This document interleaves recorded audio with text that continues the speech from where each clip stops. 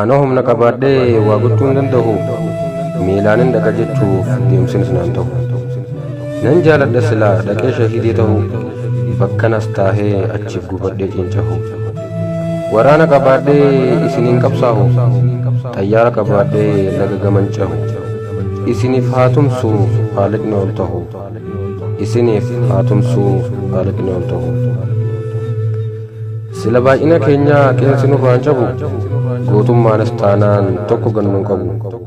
Maal nuu godhe baay'inni haa hundi wal dhiibu. Hafeenyummaan deebi'ee keenya ibiddaan gubu. Hadiinaa wajji dhufee obboleeyyan sarbu. Hafoon foonii fi akka diinatti jibbu. Yoos baay'inni keenya humaa bu'aan qabu. Yoos baay'inni keenya humaa bu'aan qabu.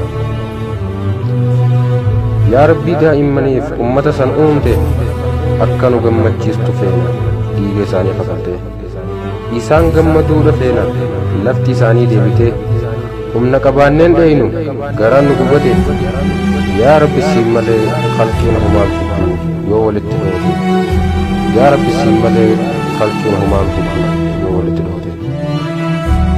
Nasriidhaaf lolla yoo gargar baan immoo abjuudha. Hin dagatinaa cabuun tokkummaa dhabuudha.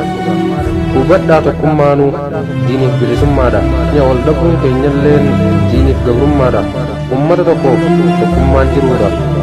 Islaamummaafillee tokkummaan hundeedha. Islaamummaafillee tokkummaan hundeedha. Addunyaan dimokiraasii jettu zulmiidhaan beekamte. Dimokiraasiin isii lubbuu meeqa baafte. Kan mataa daa'imaa qaamaan adda baafte. Jabeenya isii mul'isuuf daa'ima ciccirte. Ijoollee afaan hin beekne balaa itti buufte. Sababa itti du'e hin beeku daa'imni ati dhooyte. Lubbuu nagaan teessu misaa'ilaa itti duulte. Isaanii humna hin qabne manaa wajji dhooyte.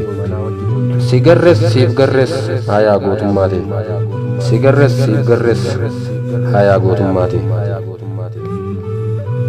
Duguuggaadhaaf taate teknooloojiin teessan.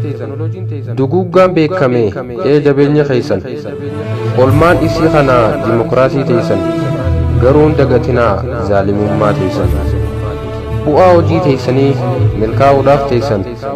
Waan zalaalamii mitii bar qaroomina keeysan. Kun kan abadi hin taane bar jireenya keeysan. Kun kan abadi hin taane bar jireenya keeysan. Isiniif hafee jireenyi ganaa arguuf teessan. Beekaa garuu gaafas jazaa keeysan. Garuu mootii guddaa dhowwuu hin dandeessan. Rabbi isiniif haa hafalu ammatti jazaa keeysan. Rabbi isiniif haa hafalu ammatti jazaa keeysan. Nin gabaabsa dubbadheef zulmiin hin xiqqaattu. Firraa calliseefis dhugaan hin dhukattu. Isin dubbadheefis zulmiin hin baay'attu. Duraanuu baay'eedha haaroo ni galtu. Yaa Rabbi isumaa fi cufti waa hundaatu. Ni gartaa ni beeytaa siin malee hin taatu.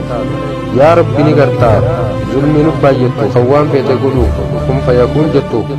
Sitti himanni Rahmaan sitti waan ulfaattu. Sitti himanni Rahmaan sitti waan ulfaattu.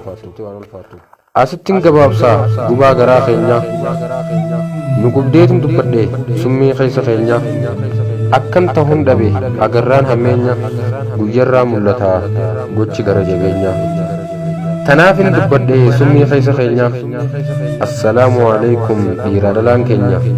Salaamtaan isin haa geessu muslimni addunyaa.